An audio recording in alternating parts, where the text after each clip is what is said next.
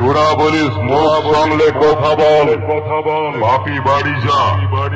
আমি Memari capacity Rockstar সাউন্ডের মালিক Binod bug বলছি। পা সামলে রাস্তা চল, আমার কথাটা শুনে যা। বা হাতে সবনাম, ডান হাতে রাম, আমার প্লেটে সাজানো থাকে রে ভুবন বাদ্যকরের কাঁচা বাদাম।